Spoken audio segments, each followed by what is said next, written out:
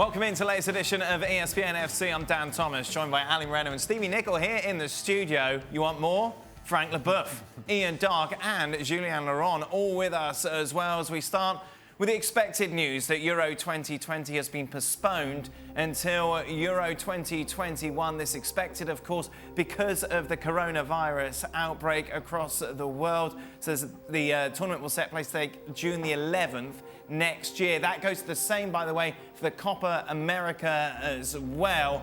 The interesting thing is that they basically want all of the domestic football to be wrapped up by the end of June. The Premier League will, though, have a meeting on Thursday to discuss the season's future. Let's start, shall we, with Julien Laurent. Jules, this was expected today, wasn't it?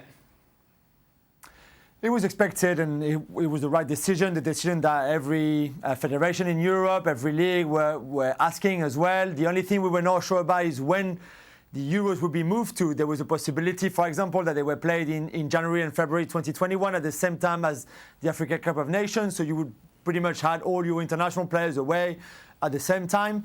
But instead they decided to just postpone it from a full year, so to the summer 2021, which again, is the right decision, and now each league will meet either on Wednesday or on Thursday to discuss how they can structure their own end of the season, all domestically, because obviously each and every one of them want their league to finish, to be over, and then to think about the Champions League and the Europa League, for example, for the clubs that are still in those competitions. Jules, what I thought was interesting as well, away from it, is this deadline that they seem to have set. You know, you've got to have all your matches played by this time. But that's very, very difficult, you would imagine, to adhere to, considering everything that's happening at the moment. And it's very hard to see kind of that light at the end of the tunnel. Yes, so the date of the June the 30th is obviously special because that's when contract will end for any player who is out of contract in the summer. So, for example, it would be quite complicated in terms of financially to start with, but also in terms of insurance for players who are not under contract to keep playing in July, for example, for the same club. Of course, you can maybe extend the contract for a month or two to finish the season or try to work something out, but it'd be far more difficult than if you can stop the season by the end of June, 30th of June, so when everybody is still under contract.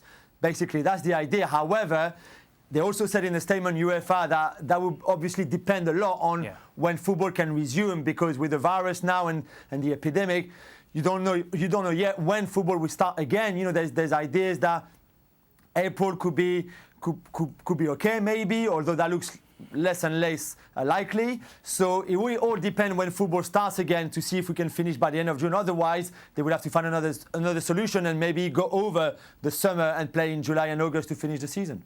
Ian Darke, as I mentioned, with us as well. Ian, this seems like the sensible decision.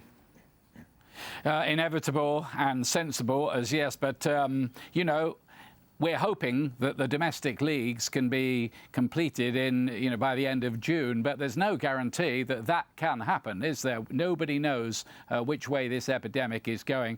I mean, all forecasts are that it's going to get worse before it gets better, and it almost, I think we all have to make the point, it seems a bit ridiculous really to be worrying about football when the world has got as big a problems as it's got at the moment. But yeah, we want to see this European Championship. I think it's a very lucrative for all the 55 nations in Europe. So there's a monetary reason as well for making sure that it does happen in the end.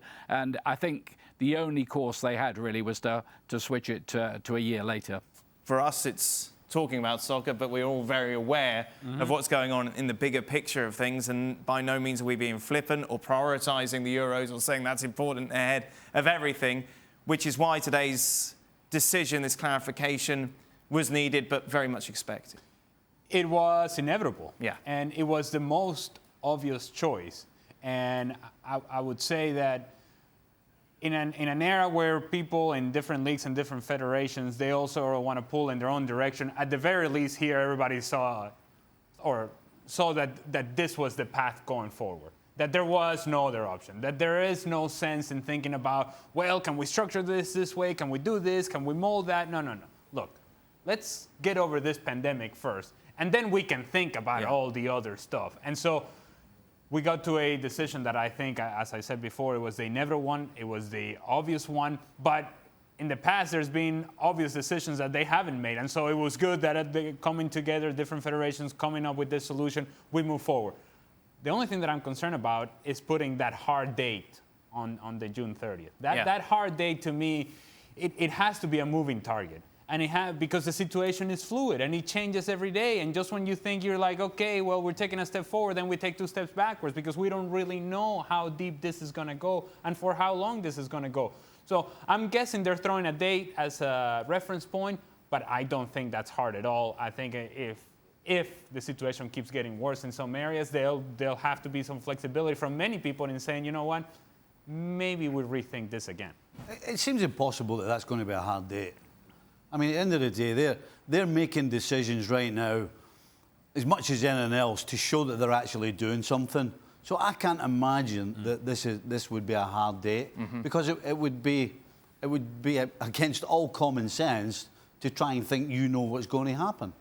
And of course, Copa America as well. This virus very much is in infancy in South America. That is developing by the day. Again, a sensible and necessary decision. Well, of course, and look, sensible and necessary decisions in South America are not all that easy. Right. Believe me, I come from there.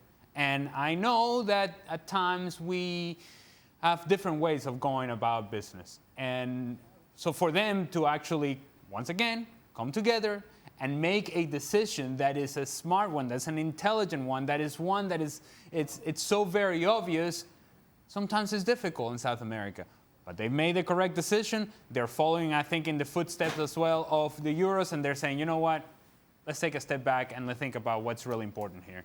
For a lot more information on this, of course, this story as it develops, you can go over to the website. Also, while you're there, you can download all the latest podcasts, including the Gab and Jules podcast, which dropped yesterday.